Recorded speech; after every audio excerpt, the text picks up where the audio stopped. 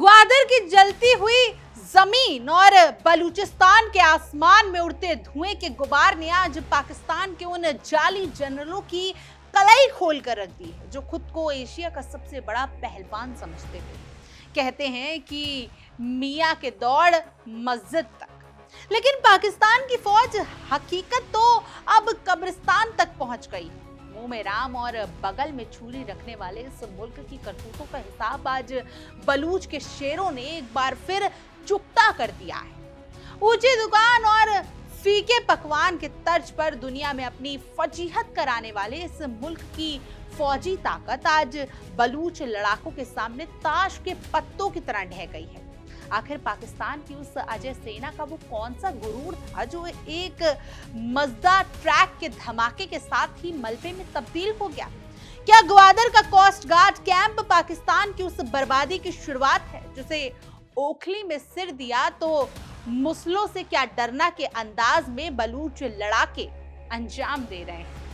दुनिया देख रही है कि कैसे बलूचिस्तान लिबरेशन आर्मी ने पाकिस्तान के सीने पर वो वार किया, जिसके बाद अब पाक हुकूमत के लिए भागते चोर की लंगोटी ही सही जैसी स्थिति बन चुकी है। नमस्कार, मेरा नाम भावना सुखीजा है और आप देख रहे हैं इंडिया डेली 24x7 का खास शो न पाकिस्तान।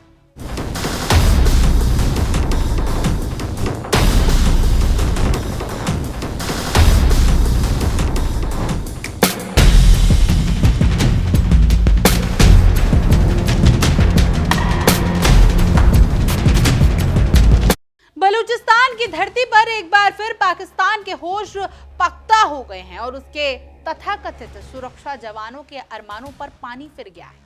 पाकिस्तान जो खुद को दुनिया का सबसे बड़ा सूरमा समझता है, उसके बलूचिस्तान स्थित ग्वादर में बलूचिस्तान लिबरेशन आर्मी यानी BLA के एक ऐसा करारा तमाचा जड़ दिया कि अब वहां की हुकूमत को सांप सूंघ गया है। यह सिर्फ एक हमला नहीं बल्कि पाकिस्तान के उस खोखलेपन और उसकी बर्बादी का परिणाम है जिसे वो बलूच लोगों पर सालों से थोपता आया है। बलूच शेर अब इतने आक्रामक हो चुके हैं कि उन्होंने पाकिस्तान के कोस्ट गार्ड कैंप को मलबे में ढेर में तब्दील कर दिया और पाक सेना के 30 जवानों को एक ही झटके में जहन्नुम के रास्ते दिखा दिए हैं। पाकिस्तान की हालत देखकर तो यही लगता है कि बोया पेड़ बबूल का तो आम कहां से हुए, क्योंकि जिस तरीके से पाकिस्तान ने बलूचिस्तान के संसाधनों को लूटा और वहां के लोगों पर सितम ढाए, आज वही आग उसके अपने घर को जलाकर राख कर रही है।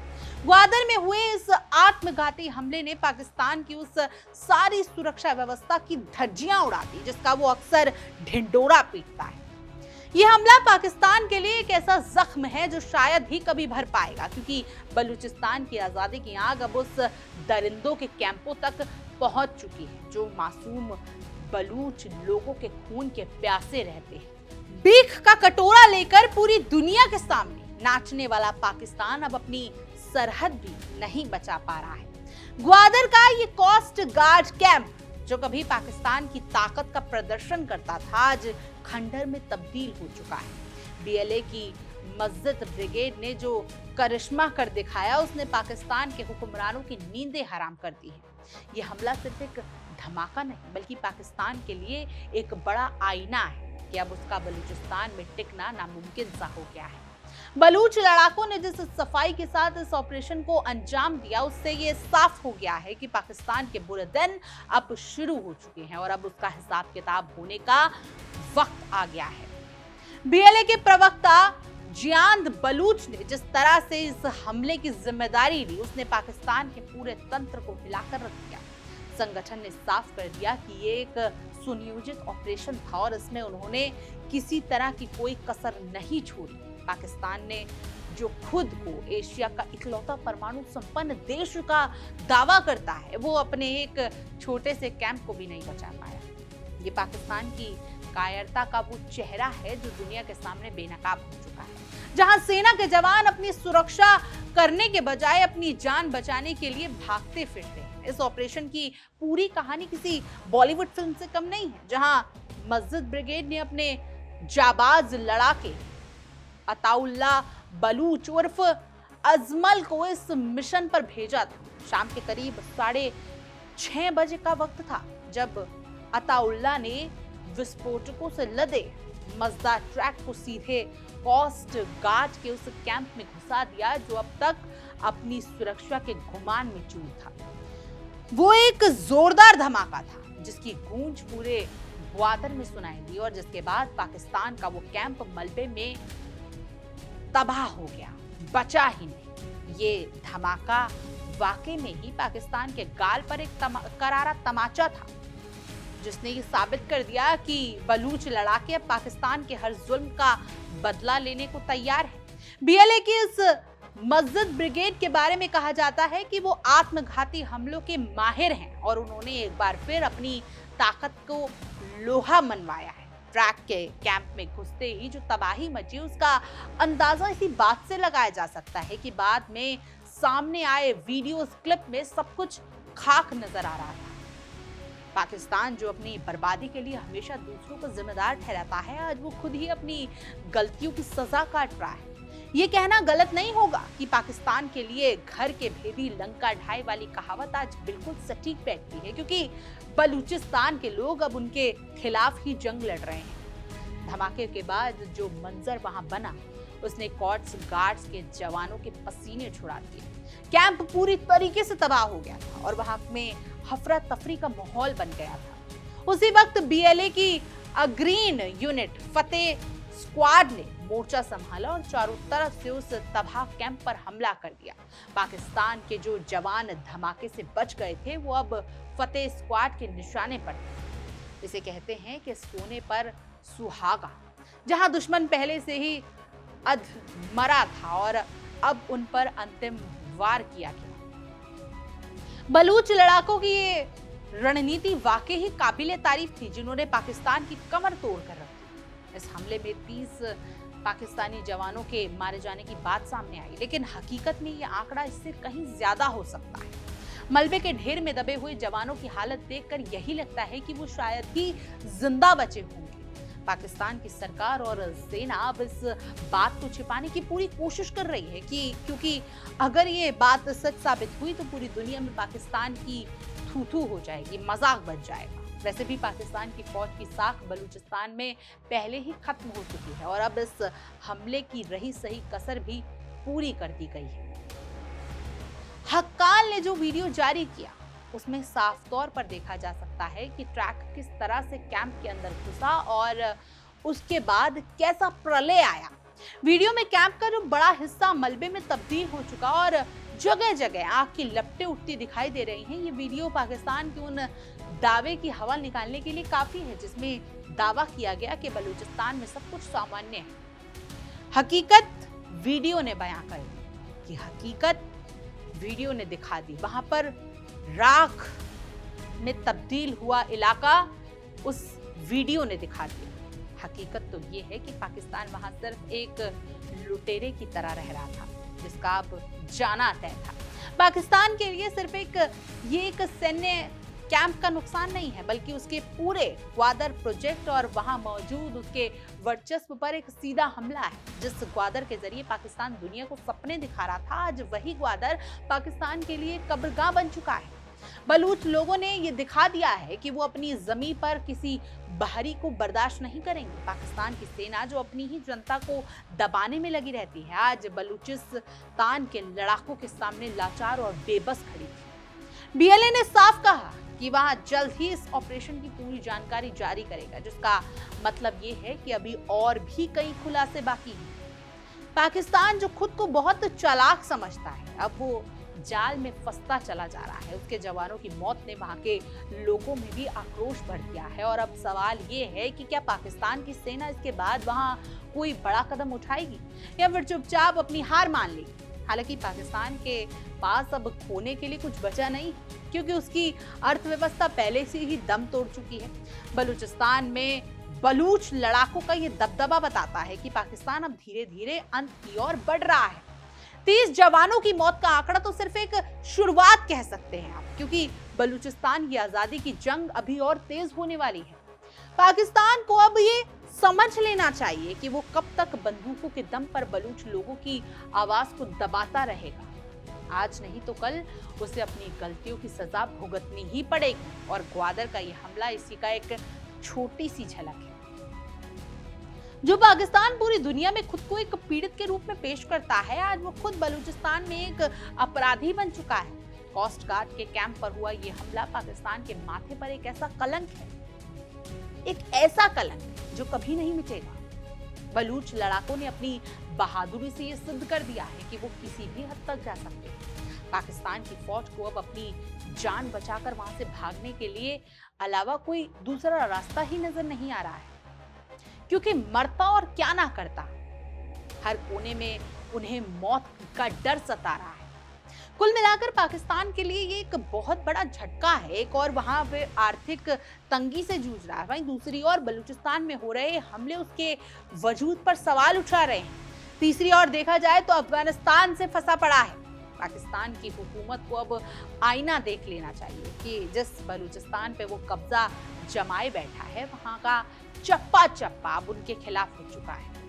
अब वो समय दूर नहीं है जब पाकिस्तान को बलूचिस्तान से अपना बोरिया बिस्तर समेटना होगा और वहां के लोगों को आजाद होकर अपनी नई जिंदगी की शुरुआत करेंगे। इस घटना ने एक बार फिर ये साबित कर दिया कि पाकिस्तान की फौजी ताकत का गुब्बारा फूट चुका है। बलूचिस्तान की धरती अब और अधिक खून बहाने को तैयार नहीं, बल्कि वो अब अपने असली मालिकों के हाथों में आने की प्रतीक्षा कर रही है। पाकिस्तान के लिए यही सलाह है कि अब अपनी बची कुची इज्जत बचाकर यहाँ से निकल ले, वही उसके लिए बेहतर है, वरना आने वाले समय में उसे इससे भी बुरा हश्र देखने को मिलेगा। ये पूरी घटना एक बार फिर दिखा रही है कि बलूचिस्तान में अब पाकिस्तान का टिकना नामुमकिन हो गया है। पाकिस्तान जो कभी अपनी ताकत के बल पर बलूच लोगों को डराता था, आज वही पाकिस्तान बलूच शेरों के सामने दुम दबाकर भागने को मजबूर है। आने वाले दिनों में पाकिस्तान के लिए और भी ज्यादा चुनौतीपूर्ण होने वाले हैं, क्योंकि बलूचिस्तान की आजादी की गूंज पूरी दुनिया में सुनाई दे रही है। अब बस यही कहा जा सकता है कि जो दूसरों के लिए गड्ढा खोदते हैं वो खुद भी उसी में गिरते हैं, और यही हाल आज पाकिस्तान का होगा। 30 जवानों की मौत का हिसाब पाकिस्तान को देना ही होगा, और अब बलूच लड़ाके तब तक नहीं रुकेंगे जब तक कि वो अपनी आजादी हासिल नहीं कर लेते।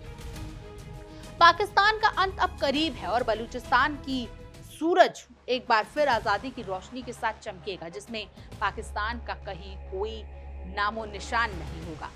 बलूचिस्तान में घटी ये घटना केवल एक सैन्य हमले तक सीमित नहीं है, बल्कि ये पाकिस्तान के उस खोखले राष्ट्रवाद के ताबूत में आखिरी कील साबित हो रही है। पाकिस्तान के हुक्मरान जो अक्सर इस्लामाबाद के वातानुकूलित कैमरों में बैठकर बलूच लोगों को कुचलने के फरमान जारी करते थे, शहबाज शरीफ, मुल्ला मुनीर, उन्हें शायद अब समझ आ गया होगा कि जमीन की हकीकत क्या है। वहां के जवानों ने जो अपना खून बहाया वो उनकी गलत नीतियों का नतीजा है। पाकिस्तान की फौज को अब ये समझ लेना चाहिए कि बलूचिस्तान अब उनके कब्जे वाली कोई ऐसी जंगी नहीं जिसे वो अपने जब चाहे लूट सके। ये इलाका अब बारूद के ढेर पर बैठा है और किसी भी पल पाकिस्तान के तथाकथित राक्षसों का नामोनिशान मिट जाएगा। बलूचिस्तान के इन पहाड़ियों में गूंजती बंदूकों की आवाज अब पाकिस्तान के कानों में एक डरावने संगीत की तरह सुनाई दे रही है। जिस मस्जिद ब्रिगेड ने इस ऑपरेशन को अंजाम दिया, उनकी हिम्मत और सटीकता देखकर पाकिस्तान के बड़े से बड़े जनरलों के पसीने छूट गए। ये वो लोग हैं जो अपनी जान हथेली पर रखकर चलते हैं और जिन्हें मौत का कोई खौफ नहीं होता।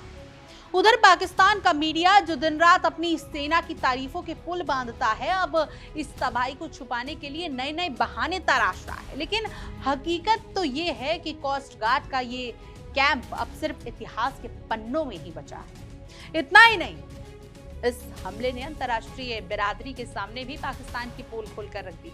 दुनिया देख रही है कि कैसे एक ऐसा देश जो खुद को क्षेत्रीय शक्ति कहता है, अपने ही घर के भीतर बलूच लड़ाकों के सामने लाचार खड़ा है।